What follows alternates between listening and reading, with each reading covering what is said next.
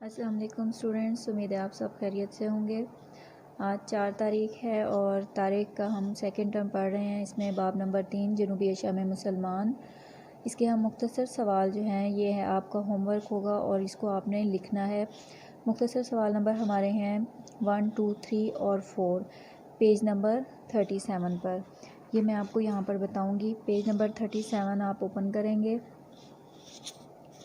मुदर्रजा झैल सवालात के मुख्तसर जवाबात लिखे। यहाँ पर आप देखेंगे मैंने आपको एक्सरसाइज में लिखवाए हैं। अरबों के हमले के वक्त सिंध में कौन सा राजा हुकूमत करता था। सवाल नंबर 1 है हमारा, राजा दाहिर हुकूमत करता था। महमूद गजनवी ने कितनी जंगें लड़ी? 17 जंगें लड़ी। मोहम्मद बिन कासिम ने सिंध किस सन ईस्वी में फ़तह किया? सन 712 में फ़तह किया। सोमनाथ के बारे में आप क्या जानते हैं? सोमनाथ हिंदुओं का मशहूर और मुक़द्दस मंदिर था। ये आपने 4 सवाल जो हैं मुख्तसर सवाल आपने इनको बहुत ही अच्छी और नीट राइटिंग में बेटा आपने लिखना है। इसके बाद है तफसीली सवाल। तफसीली सवाल जो है वो आपका क्लास वर्क होगा जिसको आपने याद करना है। और तफसीली सवाल नंबर हमारा 1 है अरबों के सिंध पर हमले की वजूहात और इसके असरात बयान करें। ये पेज नंबर 27 और 28 पर देखेंगे आप।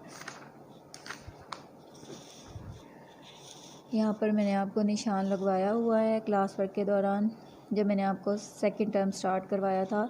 सिंध पर हमले की वजूहात यहाँ पर अगर किसी का निशान नहीं लगा हुआ तो इसको दोबारा लगा लें। LQ1 ए पार्ट है हमारा। ये सन 703 में मकरान के गवर्नर सईद बिन असलम को कत्ल कर दिया गया। इसके कातिल ने सिंध के राजा दाहिर के यहाँ पनाह ले ली। हजाज बिन यूसुफ ने कातिल की वापसी का मुतालबा किया लेकिन राजा दाहिर ने इस मुतालबे को मुस्तरद कर दिया। दूसरी अहम वजह यह थी कि श्रीलंका में मुकीम अरब मुसलमानों का एक जहाज़ तिजारती सामान और हजाज बिन यूसुफ के लिए कीमती तहाइफ लेकर जब दीबल यानी सिंध की बंदरगाह के करीब पहुंचा तो समुद्री डाकुओं ने उसे लूट लिया। उन्होंने बच्चों और औरतों को कैदी बना लिया। हजाज बिन यूसुफ ने सिंध के राजा दाहिर को ख़त लिखा कि समुद्री डाकुओं से माल वापस लिया जाए, कैदियों को रिहा किया जाए और डाकुओं को सख्त सजा दी जाए। राजा दाहिर ने जवाब में लिखा कि बहरी डाकू इसके काबू से बाहर हैं। हजाज बिन यूसुफ जवाब सुनकर गुस्से में आ गया और उसने अपने नौजवान दामाद और भतीजे मोहम्मद बिन कासिम को एक लश्कर देकर सिंध भेजा ताकि राजा दाहिर को सज़ा दी जा सके। यहाँ तक है इसका ए पार्ट। और इसके बाद बी पार्ट में इसके असरात आप याद करेंगे। राजा दाहिर की शिकस्त के बाद सिंध के लोगों ने मोहम्मद बिन कासिम को खुशामदीद कहा। मोहम्मद बिन कासिम ने फ़तह सिंध के बाद मसावात और अदल का निज़ाम राइज किया जिससे हिंदू मुआशरा बहुत मुतासिर हुआ। निचली ज़ात के हिंदुओं ने मोहम्मद बिन कासिम और उसके साथियों की इखलाक और रवादारी से मुतासिर होकर इस्लाम कबूल कर लिया।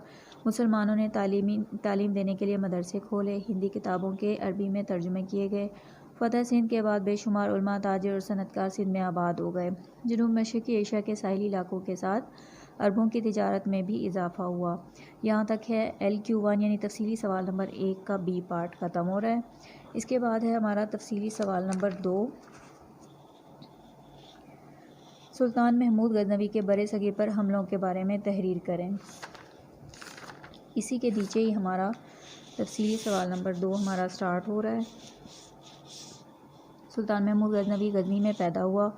वो गजनी के बादशाह सबकतगीन का बेटा था। अपने वालिद की वफ़ात के बाद 1997 में 27 साल की उम्र में तख्त नशीन हुआ। वो बड़ा बहादुर और हौसलामंद बादशाह था। इसने इंतज़ाम सल्तनत और जंगी अमूर में खासी महारत हासिल की। उसने 33 साल जंगी मुहिमात में गुजारे और हमेशा कामयाब रहा। उसने हिंदुस्तान पर 17 हमले किए और हमेशा कामयाब रहा। सोमनाथ हिंदुओं का मशहूर और मुक़द्दस मंदिर था। हिंदुओं का अक़ीदा था कि सोमनाथ पर हमला करने वाला खुद तबाह व बर्बाद हो जाएगा। जब महमूद गजनवी को इस बात का इल्म हुआ तो उसने सोमनाथ पर हमला किया और उसे फ़तह कर लिया। इस मंदिर में बेशुमार दौलत मौजूद थी। देवताओं की मूर्तियों पर हीरे जवाहरात और सोने चांदी के जेवरात जड़े थे। शुमाली हिंदुस्तान के कई राजे इस मंदिर को बचाने के लिए बड़ी फ़ौज लेकर आए लेकिन नाकाम हुए। पुजारियों ने सुल्तान को बड़ी तादाद में जवाहरात और मालो दौलत पेश किया ताकि सोमनाथ के बुत को ना तोड़ा जाए, मगर सुल्तान ने जवाब दिया, मैं बुत शिकन हूँ, बुत फिरोश नहीं। सुल्तान महमूद के बरसरे इक़्तिदार आने के बाद गजनवी सल्तनत में खूब वसअत हुई। उसने मुल्तान, तुर्किस्तान और वस्त एशिया की मुहिमात में फ़तह हासिल की। पंजाब के हिंदू राजा जयपाल ने महमूद गजनवी की तख्त नशीनी के वक्त गजनी पर हमला कर दिया। महमूद इसे सज़ा देना चाहता था इसलिए उसने पंजाब पर हमला कर दिया। دونوں فوجوں کے درمیان زبردست جنگ ہوئی۔ محمود نے جے پال کو عبرتناک شکست دی۔ جے پال کے مرنے کے بعد اس کا بیٹا انند پال بہت سے ہندو راجاؤں کو ساتھ ملا کر 3 لاکھ فوج لے کر محمود غزنوی کے مقابلے میں آیا لیکن شکست کھائی۔ یہاں تک ہے آپ کا تفصیلی سوال نمبر 2۔ اس کے بعد ہے تفصیلی سوال نمبر 3۔ سلطان محمد غوری کی فتوحات کے بارے میں تحریر کریں، پیج نمبر 30 اور 31 پر۔ یہاں سے آپ نے سٹارٹ کرنا ہے ترائن کی دوسری جنگ سے۔ تفصیلی سوال نمبر ہمارا 3۔ سلطان شہاب الدین محمد غوری کو ترائن کی پہلی جنگ کا بہت افسوس تھا، چنانچہ اس نے 1 سال تیاری کی اور 1192 میں دوبارہ ترائن کے میدان پر اترا۔ سلطان شہاب الدین نے ایک حکمت عملی کے تحت مختلف حصوں میں فوج کو تقسیم کیا اور جنگ شروع کر دی۔ شدید لڑائی کے بعد ترائن کی اس جنگ نے تاریخ کا رخ بدل دیا اور ہندوستان میں مسلم حکومت کی بنیاد رکھ دی گئی۔ پرتھوی راج کو شکست ہوئی اور وہ جنگ سے فرار ہوا اور بعد میں مارا گیا۔ قنوج پر حملہ۔ محمود غوری نے 1194 میں قنوج پر حملہ کیا اور راجہ جے چند کو شکست دی۔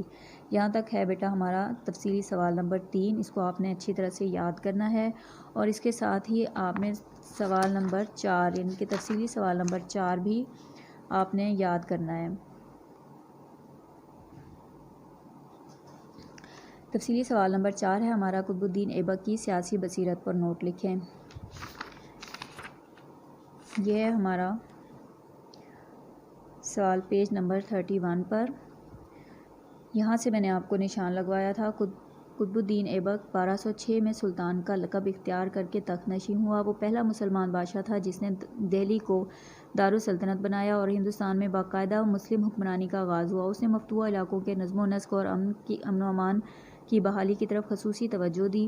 سلطان قطب الدین ایبک ایک مدبر حکمران تھا۔ اس نے ترک امراء اور فوجی سرداروں کو بلند مقام اور دولت دے کر اپنے ساتھ ملا لیا۔ اس نے طاقتور امراء سے رشتے ناطے قائم کیے۔ اس نے سندھ اور ملتان کے حکمران ناصر الدین قباجہ سے اپنی بیٹی کی شادی کر دی۔ اس نے عدل و انصاف قائم کیا۔ اس نے ہندوؤں سے بھی اچھا سلوک کیا۔ اس نے تمام ناجائز اور غیر شرعی ٹیکس ختم کیے۔ یہاں تک ہے تفصیلی سوال نمبر 4 یعنی LQ4 ہمارا یہاں پر ختم ہو رہا ہے اور اس کو آپ نے بہت ہی اچھے طریقے سے آپ نے بیٹا یاد کرنا ہے۔